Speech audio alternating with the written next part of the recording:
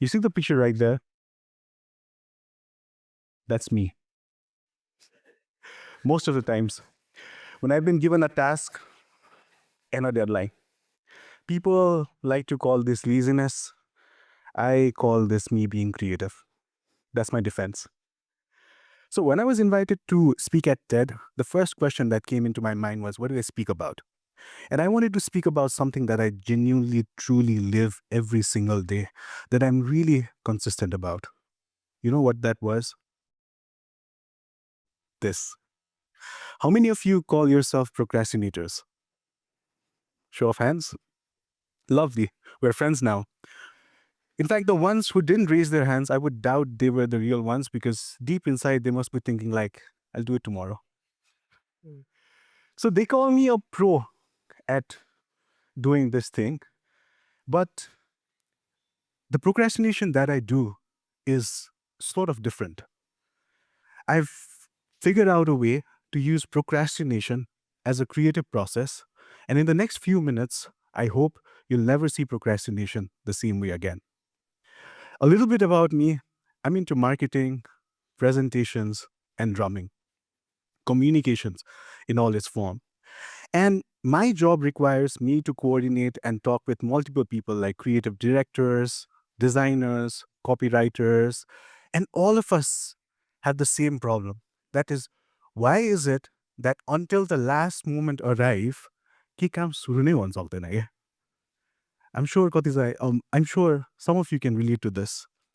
So, but then the thing here is sometimes the output that comes during these last moments are the ones that are best of your works. Is that coincidence? I questioned.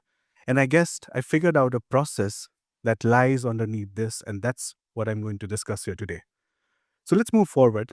So if we go to a search engine and then we type the word procrastination and then we search its definition, the definition that comes out is that the act of unnecessarily delaying or deferring task. Focus on the word unnecessary. I question that. Like, is any delay unnecessary? Is any pause a flaw? Is the only way to start a work is that if a task comes to you, you start right away and in a linear process, you finish it earlier? Is that the only way? I beg to differ. And then, in order to back me up, in order to add more to my defense, I even researched. And in the research, what I found was the moderate procrastinators, they are 28% more creative. I was like, yes, that's me. Moderate procrastinators are 28% more creative than the ones who start immediately or the ones who put things at the end. So, दुईटै बडा, right? And why does that happen? I searched more. And then what I found out was there's something called default mode network. And this is that part of your brain that turns on when you are not simply doing a task. It functions in autopilot in the back end. And this part is what helps in three things. First, it helps in future planning. Second, it helps you imagine stuff. And third, it helps you to form unexpected connections. Reflect back to things like sometimes if you are taking a shower, if you're doing something else, and suddenly there's a brilliant idea that comes out to your head, right? So that's when the default mode network has turned on.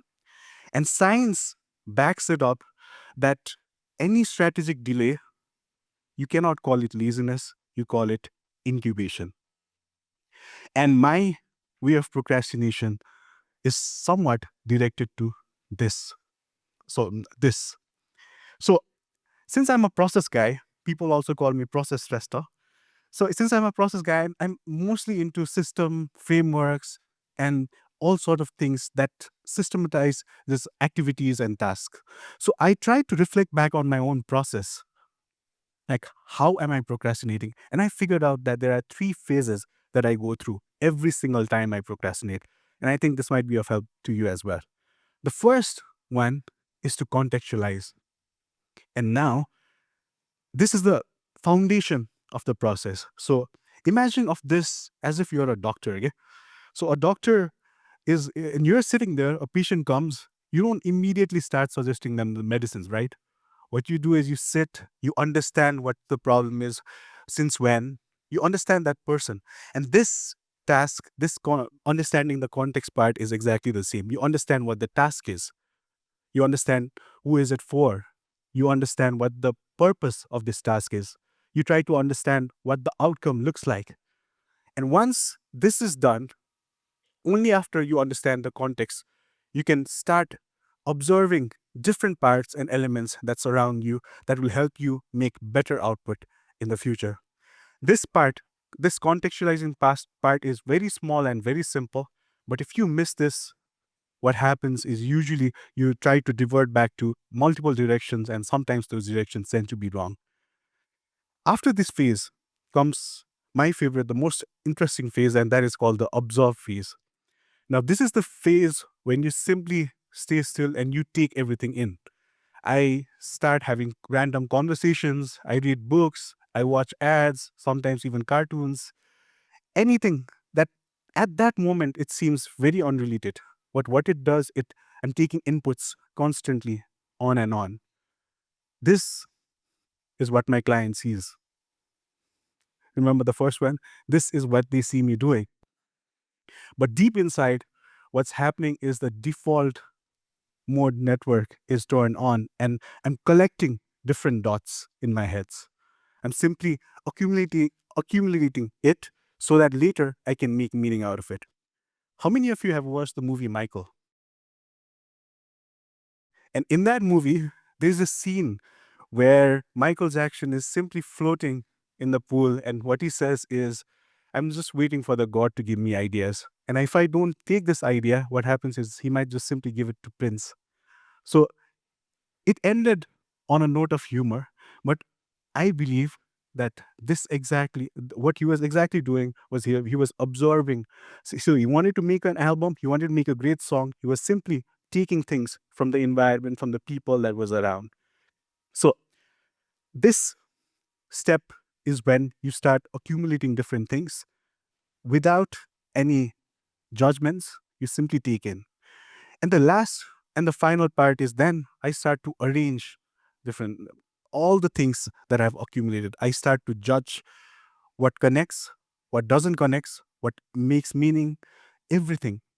So now all the things that I've talked, the conversations, the movies, the cartoons, the ads that I watch, I collect it and I try to sort those things out as per the context that I've built. Let me give you an example. So if the context was to simply make transportation easier, now just imagine in the past, what people might have done is they've figured out two dots. In one dot, maybe they have realized that there are wheels already. And in another dot, maybe they have realized that there's a box. And they try to combine it. And that's when suitcase came in existence. Another example, if you want to make banks accessible, one might have realized that there are banks already existing. And then there are mobile phones. People are using mobile devices now.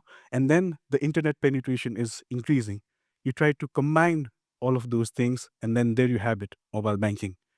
So these sorts of connections start to create when you actively know the context, observe things, and then arrange as per the objective, as per the purpose. And I love this quote from one of my favorite books, that is, nothing is original. It is built on the things that already exist. So this process is something that you can use to make outputs that are amazing, that solves problems. But having said that, I'm not telling this to use this CAA process to like say, I will do it later, or the deadline is still there. Why should I start? So because creativity, it comes in constraints, and one of the constraints in creativity is the timeline itself. You never mess with the timeline. You have to be, that timeline is sacred, because intentional delay is very different from irresponsible delay. So now, while I conclude, one of my favorite quotes that I have is from Abraham Lincoln. That is, if you give me 6 hours to cut a tree, I would spend 4 hours sharpening my axe. I used to take this as wisdom. But guess he was simply procrastinating. He was simply sitting there, but he was doing that on purpose because then he tried to contextualize what kind of tree, what sort of saw do I have.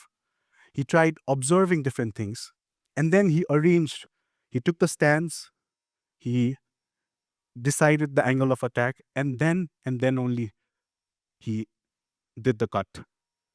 So anytime right now you have any task that you want to do, any creative thing, any decision that you want to make, I'm not telling you to delay things. What I'm telling you is to start differently. Contextualize everything, observe things, and then arrange things as per the objective, because then you'll exactly know what you are building and why. And that, ladies and gentlemen, is how you can use procrastination as your creative process. Thank you.